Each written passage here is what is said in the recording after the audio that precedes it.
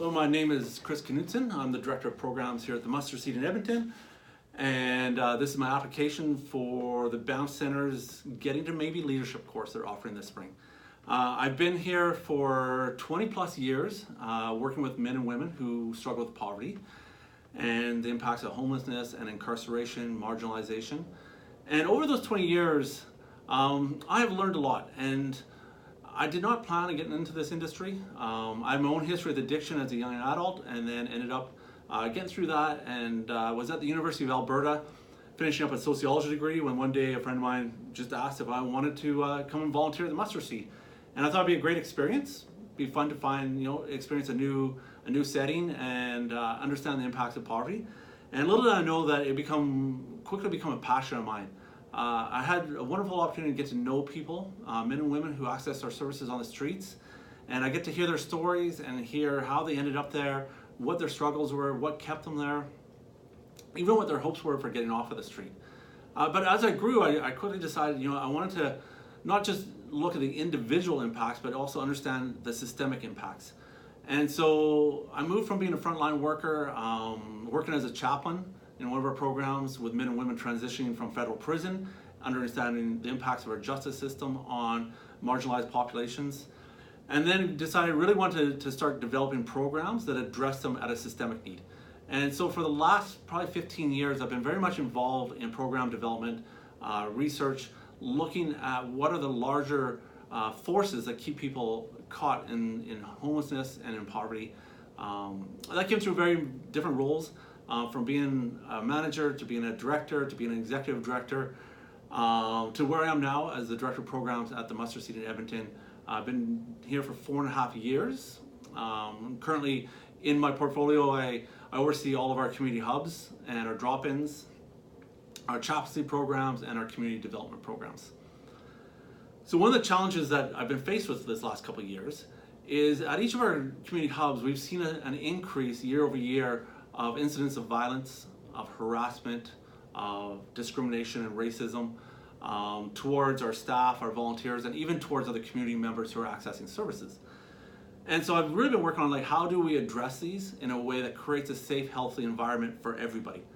And one of the challenges in that is that a lot of the folks that we work with struggle with mental health and addiction issues. And unfortunately, those are often the combination that cause people to become very volatile and unmanageable in our spaces.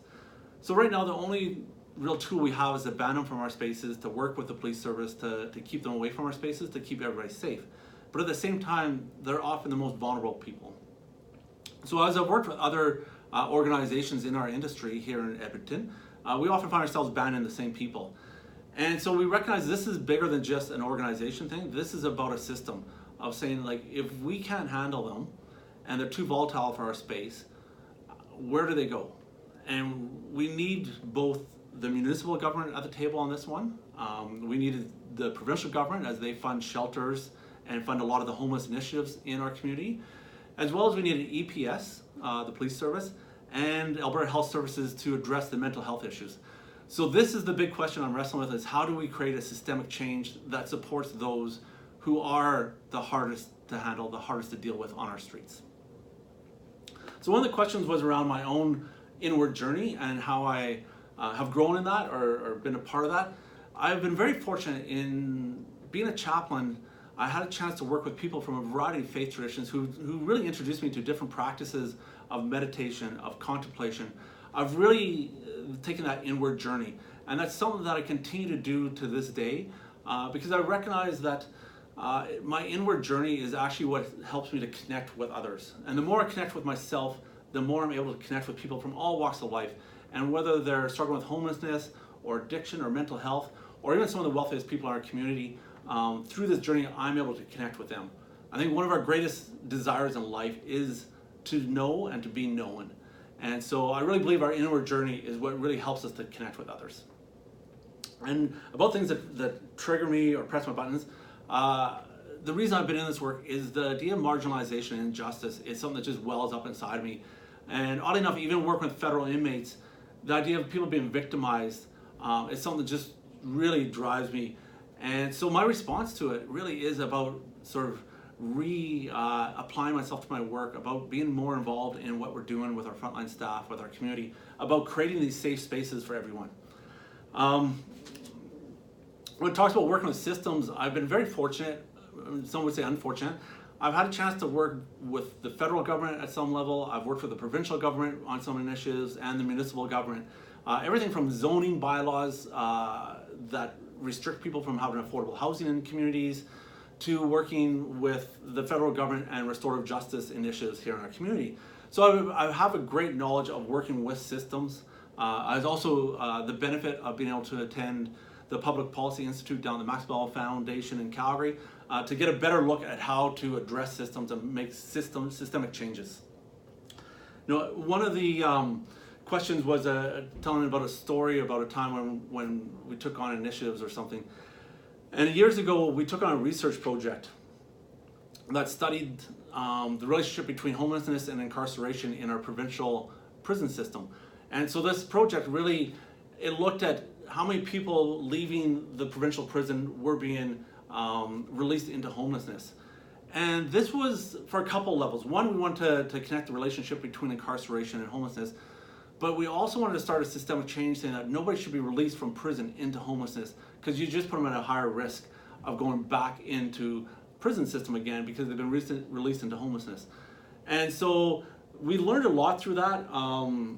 It was a fantastic experience talking with people, even people who didn't want to identify as being homeless, but when you talked about where they were going to live when they got out of prison, it was always like a friend's couch or something like this. And it would qualify them as homeless, but they would not identify that way. And so it was a really strategic project, which I hope has continued to inform some of the practices of the prison system today.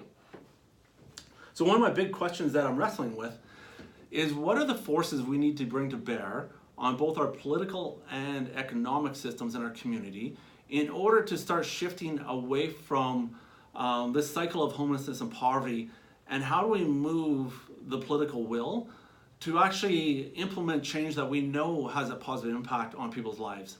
And whether that's basic income or the housing first models or affordable housing, but how do we create that culture so that just becomes acceptable in our communities? And what becomes unacceptable is homelessness. That it becomes unacceptable for us to see somebody sleeping on the streets. That we as a community find that intolerable and take initiatives to eliminate it. Right now it seems like we'll have as much homelessness in our communities as we're willing to tolerate. And so how do we move both the political, social, and economic forces in our community to start creating that change? And one of the things that I would love to bring to this group and share with them is, and it's not specific, but it's stuff that I have been taught by the men and women who have invested in me over the years, the addicts, the homeless, those who have lived on the streets, and those who have been incarcerated, have been some of my greatest teachers over the last 20 years.